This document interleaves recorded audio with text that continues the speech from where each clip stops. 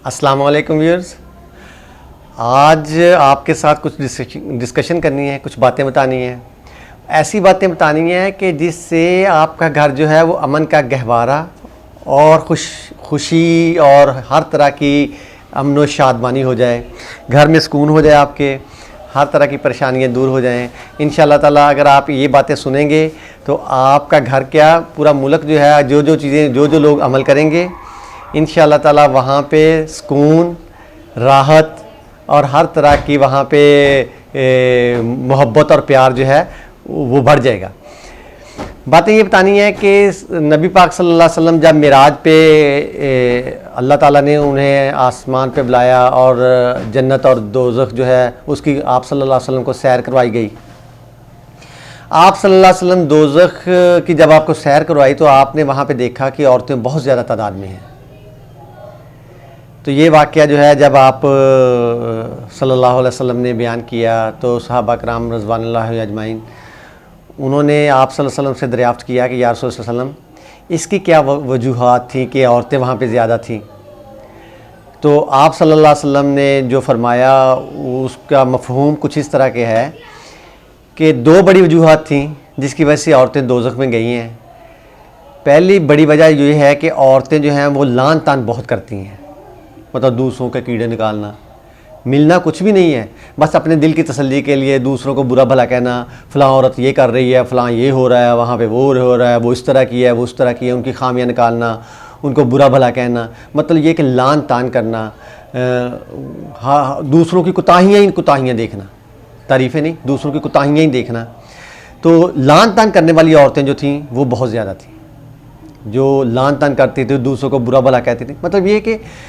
खामोशी जो है ये एक इबादत है। अगर औरत जो है घर में सुकून चाहती है वो खामोश रहें। हज़रत जुनैद बगदादी रज़ी अल्लाह तआला रहमतुल्लाह अलैह फरमाते हैं कि माँ बाप का अपनी बच्ची को जो सबसे बड़ा जहेज़ देना है वो ये है कि उसको खामोशी सिखा दें। अगर औरत खामोशी सीख लेगी तो ज़ाहिर है खामोशी सीखेगी, वो किसी के ख़िलाफ़ बात नहीं करेगी। अपने घर वालों की बातें, दूसरों की बातें, दूसरे लोगों की बातें, घर वालों के साथ, घरों की बातें दूसरों के साथ, इस तरह की बातें डिस्कस करने से ये है कि माशरे में बुराई जो है वो फैलती है और माशरा जो है वो एक बुराई का घर बन जाता है। तो पहली औरतें वो थीं जो लानो तान करती थीं, खामियां निकालती थी, बुराइयां करती थीं, वो जहन्नम में बहुत ज़्यादा थी। और दूसरी वो औरतें थीं जिनमें हम आप सब लोग आते हैं कि जिनकी औरतें जो हैं वो हमेशा मर्दों से गिले शिकवे शिकायत ही करती रहती हैं, वो औरतें शामिल थीं, वो दोज़ की औरतें थीं।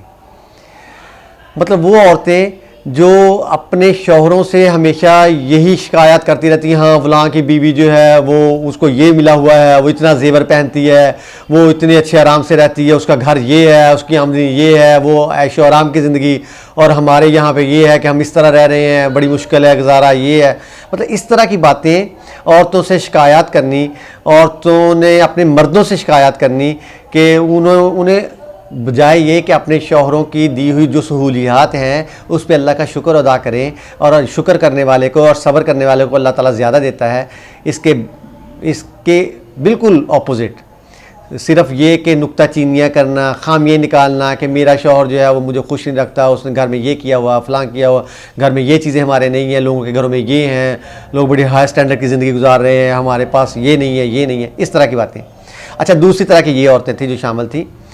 तो इमाम मोहम्मद जो है रहमतुल्लाह अलैह जो है वो फरमाते हैं कि अपनी एक किताब है मसनद मोहम्मद, उसमें हदीस नकल करते हैं कि नबी पाक सल्लल्लाहु अलैहि वसल्लम के पास एक आदमी आया, एक सहाबी आए और उन्होंने फरमाया या रसूल सल्लम मेरी औरत जो है, मेरी बीवी जो है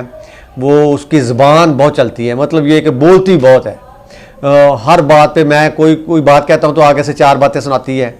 तो मैं बड़ा उससे तंग हुई, या रसूल सल्लल्लाहु अलैहि वसल्लम मुझे इस बारे में कि आप हुक्म फरमाएं। तो आप सल्लल्लाहु अलैहि वसल्लम फरमाया कि उसको तलाक दे दो।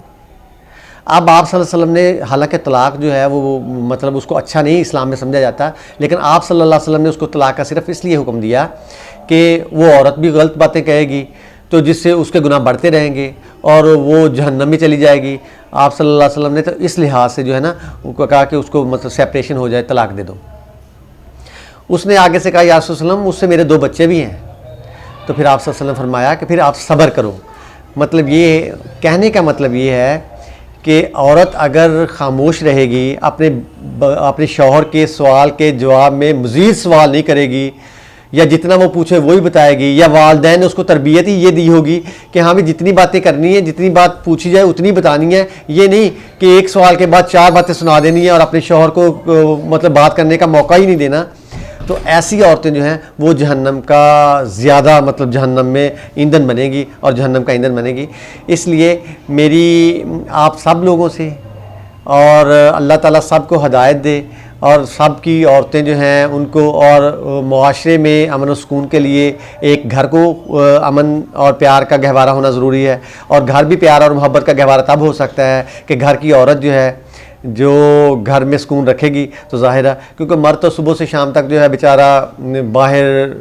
नौकरी की तलाश में, नौकरी के लिए, मज़दूरी के लिए, रोज़ी की तलाश में जो है वो फिरता है, शाम को घर आता है। और अगर शाम को घर आए और शाम को घर में आने से उसको कोई सुकून और इस तरह का प्यार मोहब्बत ना मिले, उल्टा गिले शिकवे और तंगी का ही ताना दिया जाए, तो फिर तो घर भी नहीं खुशी का गहवारा बन सकता, और मुआशरा जो है वो भी खुशी का गहवारा नहीं बन सकता। इसलिए मेरी तो ये इल्तिजा भी है, और ये सब बातें करने का मकसद भी यही है कि घरों में खुशी लाने के लिए ये नबी पाक सल्लल्लाहु अलैहि वसल्लम, आप सल्लल्लाहु अलैहि वसल्लम ने जो फरमाया है वो अटल हकीकत है कि औरतें जो हैं उनको खामोश रहना चाहिए, कम बोलना चाहिए, मतलब की बातें करनी चाहिए, और ऐसी बातें करनी चाहिए जिनसे उसके शौहर का एहतराम, तकद्दुस जो है वो पामाल ना हो, बल्कि मुआशरे में उसका, जब घर में उसकी इज़्ज़त होगी तो बाहर वाले भी उसके बंदे की इज़्ज़त करेंगे। अगर घर वाले ही उसकी इज़्ज़त नहीं करते और उसकी औरत जो है वही नहीं उसकी इज़्ज़त करती, तो फिर बाहर मुआशरे में उसकी तो इज़्ज़त हो ही नहीं सकती। तो इसलिए अल्लाह ताला हम सबको